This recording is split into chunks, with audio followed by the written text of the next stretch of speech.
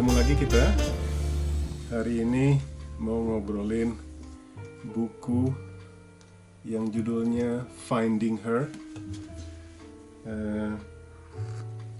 Sebelum masuk ke soal buku, saya punya kebiasaan yang namanya, yang mungkin bisa disebut sebagai reading agenda, agenda membaca. Jadi kalau kita ke toko buku atau sering ke toko buku, lama-lama kita akan butuh misi, karena kalau kita cuma lihat bestseller atau ngelihat tema-tema tertentu yang kita sukai di rak-rak tertentu, kita nggak perlu sering-sering ke sana. Padahal seorang pembaca biasanya punya kecenderungan untuk senang ke toko buku, dan tentunya selain diskon dan hal-hal lain yang eksternal, biasanya atau saya sih punya cara sendiri untuk membuat setiap kunjungan ke toko buku itu terasa berbeda. Nah, di antara salah satu cara yang saya punya itu adalah dengan membuat agenda apa sih yang pengen kita baca. Bukan soal genre, tapi bisa genre, tapi yang saya maksud di sini adalah soal tema. Dari mana kita mendapatkan tema-tema itu?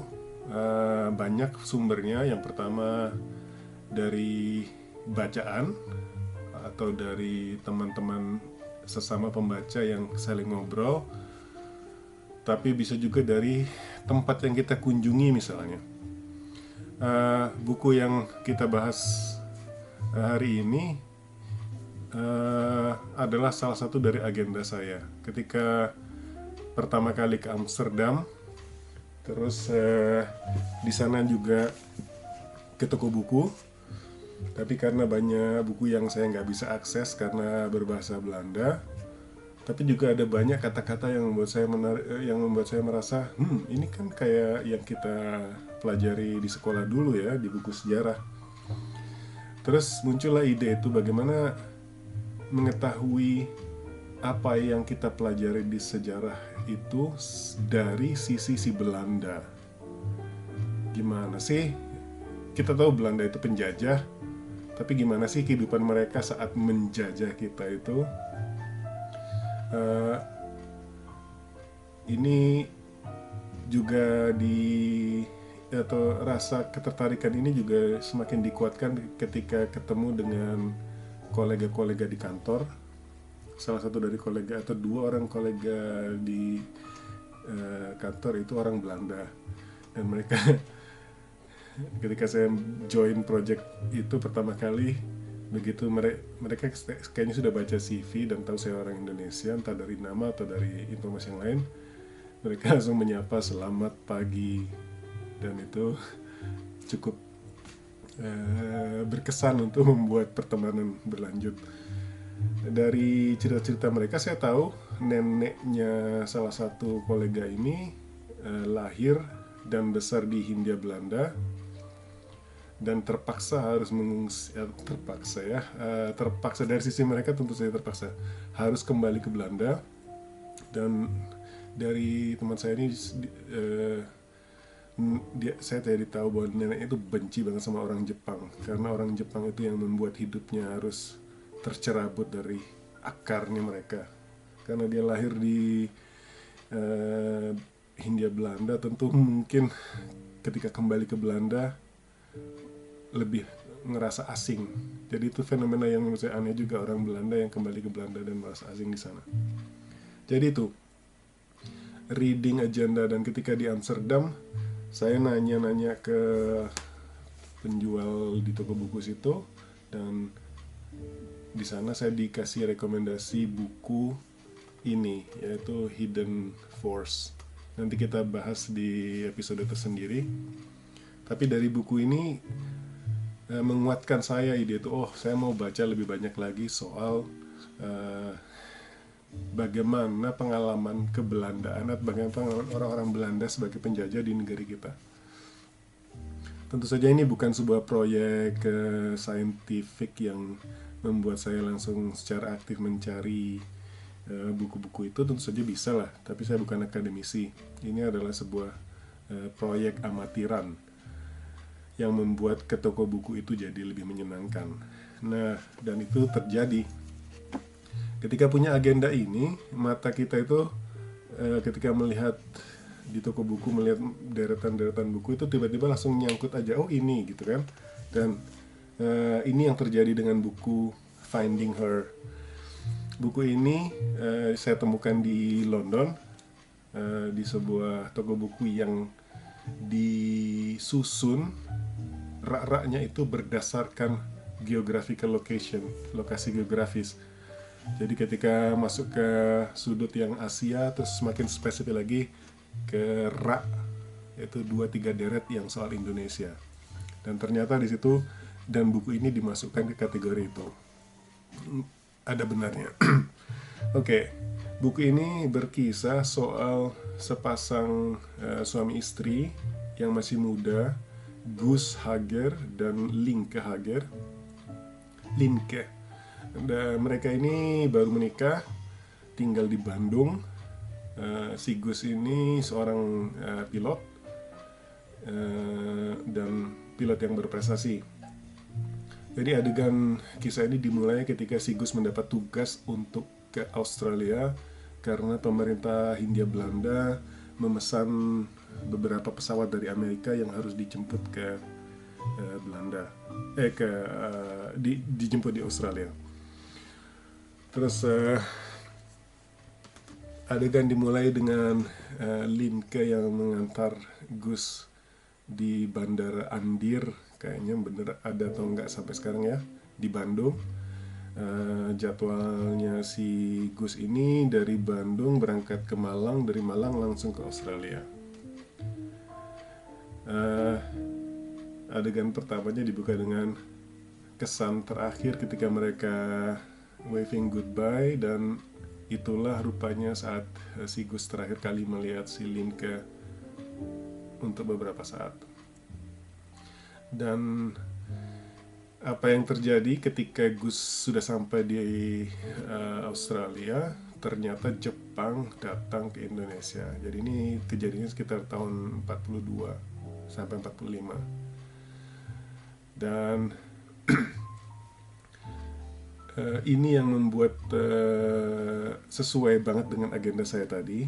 Saya jadi melihat bagaimana orang-orang Belanda yang biasa-biasa saja, mereka bukan petinggi-petinggi penjajah yang kita baca namanya di buku sejarah, tapi mereka adalah orang yang hidup sebagai warga setempat. Jadi si Linke ini ditawan di kamp tawanan Jepang di Cideng. Saya nggak ingat, mungkin itu di Bandung atau kayaknya di Bandung deh.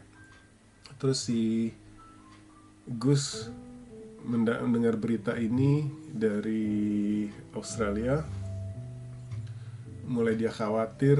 Dan pada zaman itu tentu saja berita-berita tidak menyebar seperti sekarang. Jadi setiap ada rombongan dari Hindia Belanda mendarat ke Australia, dia langsung menanyakan kabar apa yang terjadi, bla bla bla. Nah, sebagian besar buku ini berkisah soal pengalaman kedua orang yang terpisah ini dan bagaimana mereka saling merindukan satu sama lain. Yang menarik buat saya adalah bagaimana mereka relate to Indonesia atau Hindia Belanda pada saat itu. Mereka menganggap itu negara mereka, dan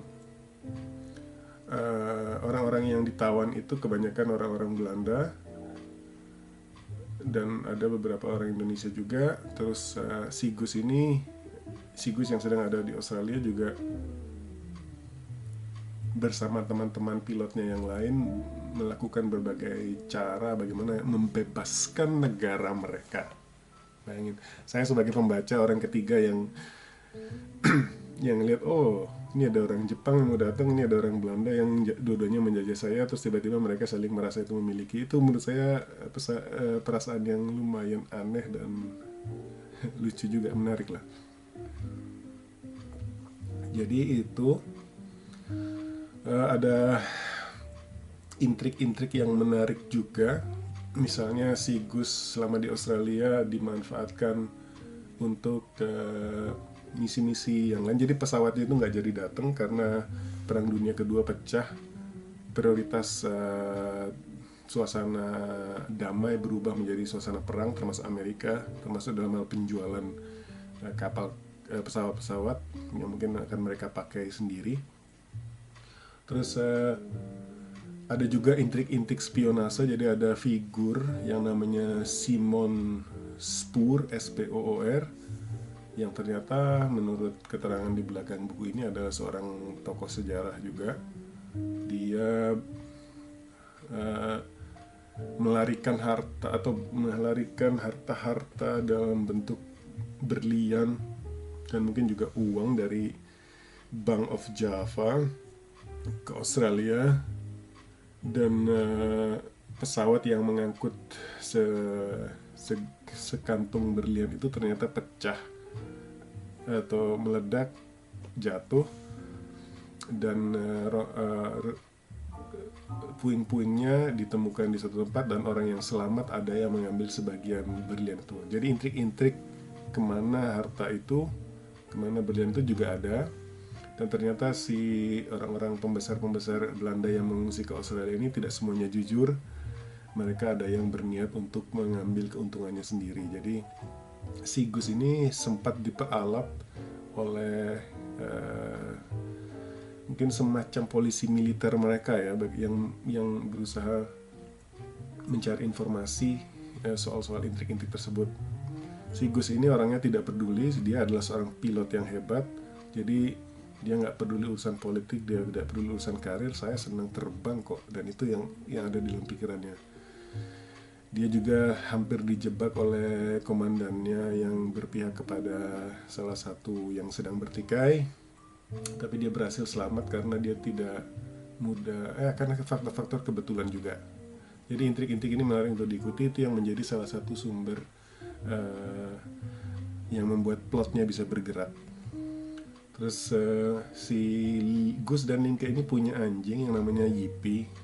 Nah, waktu di Bandung, seingat saya, bukan spoiler lah, anjingnya itu tidak survive ketika datang Jepang, karena mereka akhirnya terpisah. Kalau nggak salah ibu atau bapaknya si Linke ini mati di kamp tawanan, dan kehidupan di kamp tawanan itu cukup mengenaskan, termasuk apa yang dialami oleh si Linke. Tentunya mereka survive, dan si Gus ini ketika sedang depresi-depresinya, frustasi karena nggak bisa berbuat apa-apa, karena petinggi-petinggi militer Belanda juga nggak jelas ini maunya ngapain mereka. Sebagai prajurit, dia sudah gatel aja, kenapa kita nggak serbu aja dengan pesawat kita bisa nyerbu Jawa kan, cuman 4 jam terbang bla bla bla gitulah. Dan akhirnya si Gus ini menghabiskan waktunya dengan menjalankan misi. Jadi selama dia diperalat oleh polisi militer Belanda itu, dia disuruh ngirim ke sana kemari, dan kirimannya dia nggak tahu apa itu. Nah, di sana dia dikasih orang seekor anjing yang dia kasih nama Yipi juga, dan si Yipi ini jadi sahabat dia selama ada di sana. Dan entah kenapa saya jadi senang juga sama si Yipi ini. Dan si Yipi ini anjing yang pemberani. Jadi ketika si Gus harus menjalankan misi terbang kemana-kemana, si anjing ini biasanya dititipkan di sebuah pertanian yang ada di agak jauh dari barak atau dari markas para pilot. Jadi si Gus ini kan nggak sempat nganterin anjingnya, dan anjingnya nggak bisa ditinggal juga, mengingat ada ancaman mungkin akan terhadap anjing itu karena intrik-intrik tadi. Jadi anjing ini dititipkan di sebuah rumah pertanian, dan cara menitipkannya itu yang lucu. Jadi dia begitu pesawatnya terbang, dia dibawa, si anjing ini dikasih parasut, dan begitu sudah terbang di atas tempat pertanian yang mau dititipin itu, dia terjun dan ada orang yang nunggu di bawah. Jadi si Gus ini beranilah jadi anjing penerjun. Nah, itu salah satu hal-hal kecil yang menyenangkan ketika membaca buku ini. Balik lagi ke agenda tadi, saya mendapatkan buku ini, kalau misalnya kisah dua orang yang terpisah karena perang dan terjadinya mungkin di negara-negara lain, di Afghanistan atau di Irak, kisah yang plotnya sama tapi orang-orang dan tempatnya berbeda, mungkin rasanya akan berbeda. Jadi itu tadi saya bilang, kita ini membaca selain mencari elemen yang kita ada diri kita di dalam bacaan, tapi juga kita punya agenda ini yang membuat kenapa cerita yang sama jauh lebih menarik apabila dia sesuai dengan agenda itu. Saya jadi tahu bagaimana orang-orang Belanda itu tinggal di Bandung, mereka kehidupan mereka sehari-hari gimana, dan ada kata-kata yang sampai sekarang masih kita pakai seperti kelambu dan sebagainya. Itu membuat cerita ini jadi menarik. Dan saya jadi ingat nenek teman saya tadi tuh yang betapa benci sama orang Jepang, karena memang perlakuan orang Jepang terhadap orang-orang Belanda di sana, ya namanya juga perang ya, kondisinya mengenaskan. Terus dan seperti biasa, sebuah buku yang memenuhi reading agenda ternyata membuka agenda ini lebih lebar lagi. Jadi ternyata buku ini berdasarkan kisah nyata. Sebagian namanya mungkin disamarkan, sebagian kejadian-kejadiannya itu dibesar-besarkan supaya dramatis, tetapi juga sebanyak-banyaknya sesuai dengan kenyataan. Sumber-sumbernya adalah catatan harian si Gus. Dia ternyata seorang yang rajin menulis diary, jurnal dan sebagainya. Dan menurut saya itu hal yang bisa diambil juga, bahwa apa yang kita tulis sekarang ini 10 tahun lagi tuh rasanya jauh berbeda, dan ternyata bisa menjadi sebuah buku. Pengalaman-pengalaman di kamp tawanannya Jepang itu sepenuhnya karena yang mengalami dan masih survive cuma si Linke. Jadi sepenuhnya harus mengandalkan ingatan si Linke. Linke ini akhirnya pindah ke Amerika, ganti nama di sana Linda. Oh ya, tadi saya lupa. Buku ini ditulis oleh dua orang atau sepasang suami istri juga. Suaminya namanya Charles Dentex, dia penulis, dan istrinya Annelies de Marie, dia seorang jurnalis. Jadi suaminya ini punya kedekatan dengan Australia karena pernah tinggal di sana waktu kecil. Sementara istrinya si Annelies ini punya kedekatan dengan Hindia Belanda karena keluarganya pernah tinggal di sana. Sama seperti neneknya teman saya itu tadi. Dan mereka bilang di akhir buku ini banyak banget pointer untuk melanjutkan agenda membaca saya tadi. Kalau saya mau menghabiskan atau menggunakan waktu untuk mendalami subjek ini, banyak sekali di sana. Termasuk proyek utama buku ini adalah bagian dari proyek yang mengumpulkan kisah-kisah orang yang terpisah saat perang. Jadi persis seperti si Linke dan Gus ini. Itu satu. Yang kedua, intrik-intrik si Simon Spur tadi yang membagikan mencuri berlian dan harta-harta dari Hindia Belanda, itu ternyata menjadi sebuah skandal besar yang persidangannya dilakukan di Australia ternyata, dan semua ini ada di belakang tuh petunjuk-petunjuknya. Salah satu petunjuk yang menarik buat saya, ternyata dia ada hubungannya sama Raymond Westerling yang kita kenal di buku sejarah. Terus mungkin salah satu sumber dana si Westerling. Si Simon Spur ini juga konon mendanai Darul Islam dan sebuah gerakan komunis yang namanya something bambu runcing lah, untuk melawan Soekarno pada saat itu. Dan ini kan sesuatu yang, ya, saya bukan orang akademisi sejarah, tapi pengetahuan sejarah saya cuman yang saya dapat di sekolah, ini nggak saya dapatkan gitu loh. Di buku sejarah tuh Westerling tuh hampir seperti tokoh satu dimensi saja yang dia begini begitu. Terus aliran-aliran dana ini kan nggak dibahas waktu pelajaran sejarah juga. Ternyata pemberontakan-pemberontakan di awal-awal masa Republik Indonesia itu ada hubungannya juga dengan pendanaan Belanda. Bukan sekedar ideologi saja, dan itu klasik lah sampai sekarang mungkin. Jadi itu yang saya dapatkan dari buku ini, dan buku ini cukup enak untuk dibaca, tidak berat, menghibur juga. Jadi kombinasi antara roman sejarah dengan cerita yang page turner.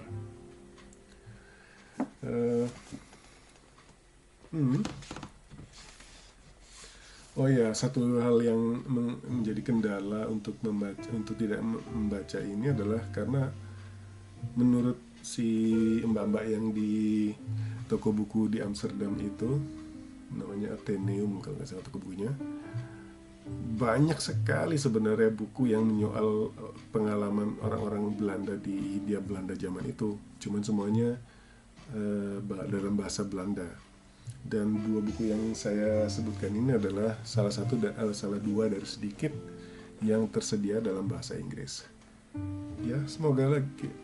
Jadi agenda ini akan tetap ada dan akan menjadi sebuah trigger untuk jalan-jalan ke toko buku untuk menemukan sesuatu yang tidak terduga-duga. Jadi siapa bilang kejutan itu tidak bisa direncanakan? Ini adalah salah satu cara untuk merencanakan kejutan itu. Oke deh, jadi bukunya Finding Her, karangan atau tulisan dari Charles dan teks dan Analusti Maria. Nanti saya cari foto bukunya yang lebih bagus. Gitu dulu.